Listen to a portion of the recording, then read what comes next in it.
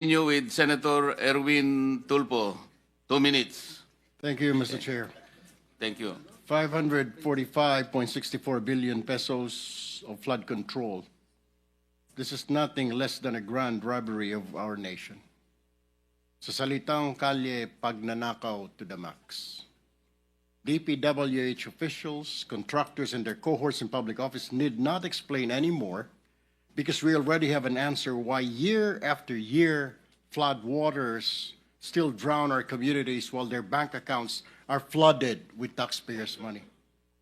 Bago pa man may sakatuparan ang isang proyekto, hinihinga na po ng 20 hanggang 25% na komisyon ang mga kontratista, masaklap po ng ilang mga politiko.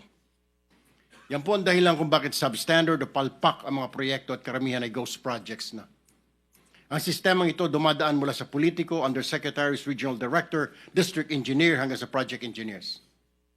At sa bawat opisyal na dadaanan pa ng flood control project na ito ay nakakaltasan pa ito ng 2 hanggang 5%.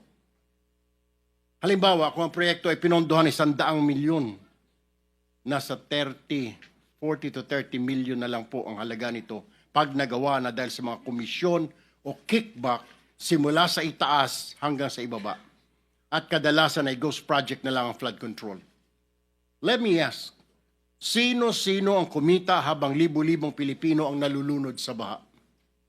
Mr. Chair, we cannot hide behind technicalities anymore. Names must be named, heads must roll. The Filipino people are tired of endless excuses and lies while corruption continues to thrive. Ilan sa mga government projects ng DPWH ay sila mismo ang gumagawa o tumitira nito na kung tawagin nila ay in-house construction. At ang resulta ng in-house construction na ito ay ghost projects nga. Ilan kasi sa mga opisyal dyan ay mga kontratista o di kaya mga construction company. Ito ang dahilan kung bakit napakaraming mga bilyonaryo at bilyonarya sa DPWH na nagmamayari ng eroplano, daan-daang milyong halaga ng mansyon sa mamahaling subdivision sa Metro Manila. May kasama pa pong kasino. At kapag natalo sa kasino o sa sabong, hindi niya nararamdaman kahit milyon ang talo.